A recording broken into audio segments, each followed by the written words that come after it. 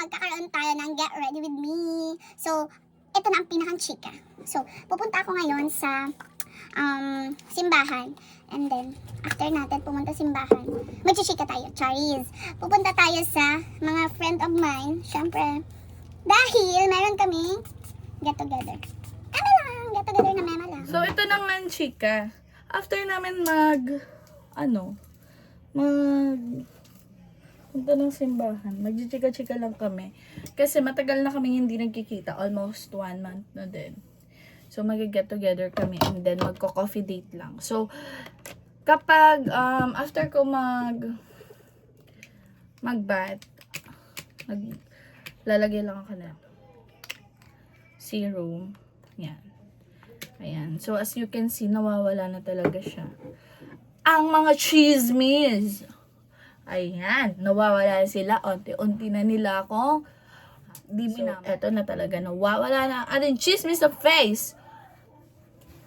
So, after ko niyan maglagay, syempre, ganyan-ganyan lang. Tap-tap lang. Tapos, eto. Lalagayan natin eto. Para matuyo naman siya, guys. Kasi wet na wet pa siya, diba? Tutuyuin natin siya. So, kapag natuyo na siya, yun na yun. Tuyo na siya. Magmamassage lang tayo ng onte na ito. Ayan. Ganyan lang siya. Alam niyo na yun. Ganun yun. Ganun ko siya ginagawa. Diba? Fresh. Perfect. Diba? Para, at least, parang, natin siya, namamassage natin yung face. Ayan. So, ngayon guys, nag-gain ako ng weight ng very, very light lang naman. Dahil, wala lang. Feeling ko naging ako ngayon. Patay gutom. Parang okay na guys, tapos na tayo nito. So, pupunta naman na tayo dito sa ating sunscreen, which is the Bello sunscreen. So, Bello, baka naman. Ayan, hindi yan guys sponsor Ever since the world began, nagbe-bello-bello na talaga ang caps ko. So, dyan na talaga ako nag-invest. Ayan. Para at least hindi maasim tingnan ang ating makeup. Para uga. Diba? Diba? Ayan, kapag na-marinate na natin ang face ng sunscreen, okay na siya, diba? Para ka na naka, pre-foundation. Ayan, maglalagay na ako ng mga pantago ng chismis sa face. Ayan, so dahil meron pa tayo dyan mga konting chismis, itatago natin siya. Para at least naman hindi sila makita ng mga chismosa nating friend. Diba? Diba? Asahan nyo, wala dyan makikita ng chismis. Diba? Para atake lang. Babae lang. Caps lang. Yan. Tapos, pag natanggal na yung mga chismis natin dyan na nakatago sa ating bakuran, itatap lang natin siya. Marinate again. Diba? Parang chicken. Chicken wings. Ayan. So, natanggal na yung chismis. Natago na siya ng konti. Ng very, very light. So, ngayon naman, maglalagay na tayo ng ating lipstick. Ayan.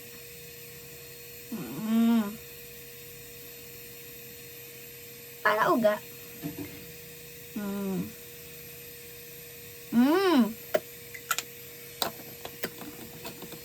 Tapos papatungan ko lang siya neto.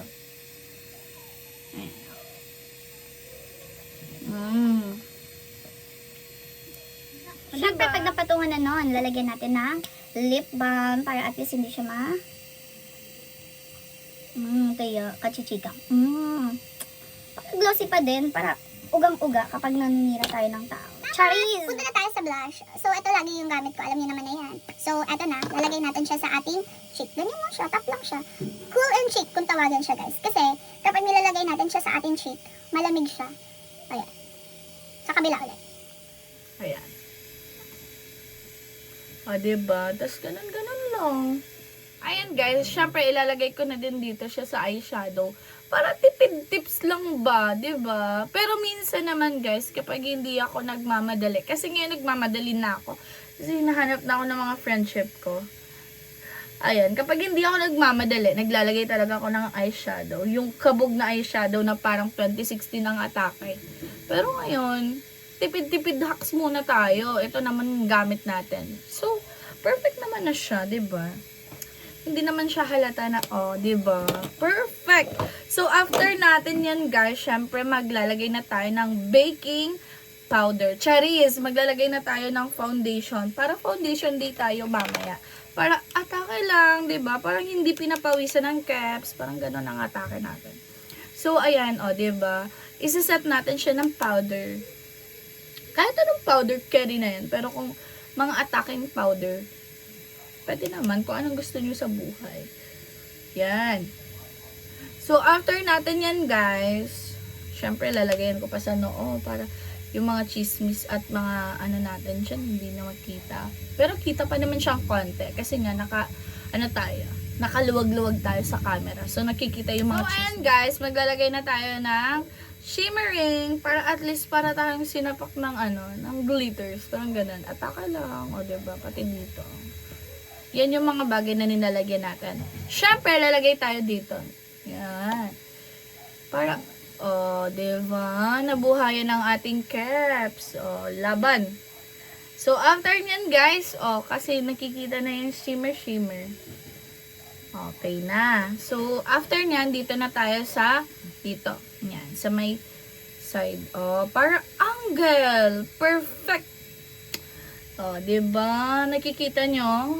'Di ba? Parang talagang prinitong isda talagang atake ha. Sinasabi ko sa inyo. 'Di ba? Perfect. Kapag nag-TikTok laban na talagang sinasabi ko, kahit 2 AM ka talaga, hindi yan mahuhula. So, last but not the least, lalagay na ako ng aking eyeliner. So, konti lang siya. So, ayan. Teka lang. Nahulog yung aking pinakang aesthetic na fan. So, yan. Balik tayo sa makeup. Ayan.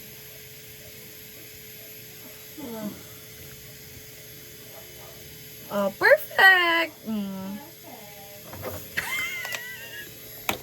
Chika ka, ma. Maribukon ka. Dangog-dangog ka. Syempre, bago tayo matapos ng ating makeup, eto na, pinakang pro, pinakang atake, pinakang laban kong laban, kilay. So, kilay talaga ako talagang sinasabi ko sa inyo. Ayan, nilalagyan ko lang siya dyan sa line, tapos dito sa taas. Parang atake lang, diba? Actually, guys, nagpatato ako before. Kaso ngayon, hindi na siya masyadong visible. So, kailangan ko na magpa-retouch. Kaso, hindi ako nagkakaroon ng time kasi nga, timeless tayo. Charis. Kasi nga, busy ang caps ko ngayon. Maraming ginagawa ang caps. Pero, syempre, magpapatato ako. Pero kasi guys, may disadvantage ang pagpapatat. Sinasabi ko sa inyo ha. Pero sa ibang chika na yun, kasi wala na tayong maichichika. So, may disadvantage talaga siya. Kaya kailangan kapag magpapatats ka, super lagatog talaga ang sinasabi ko sa inyo. Ang pagpili nyo ng nyo. Kasi magsisisi kayo. Sinasabi ko talaga. Kaya, yun nga. Though, pwede mo naman siyang ipa-renovate. Renovate? Ano yan? Bahay? Oo. Pinapa-renovate natin siya. Kapag mga expired na siya ng mga a little bit. So, yan guys. Ginaganon pa ko lang yung kilay ko. Ganun talaga ako magawa. Wala na ako magagawa dun. Kumali yun. Basta ganun siya. Nasanay kasi ako sa tats. Yung pagpapatats ng kilay. Kaya ganun talaga. So, yan lang guys. Ganito lang talaga ang atake ng mima nyo. Sinasabi ko sa inyo ha. So, sana nagustuhan nyo ang video natin for today. So, ayusin ko yung hair ko. And mamaya, papakita ko ang final look. Bye! Uga!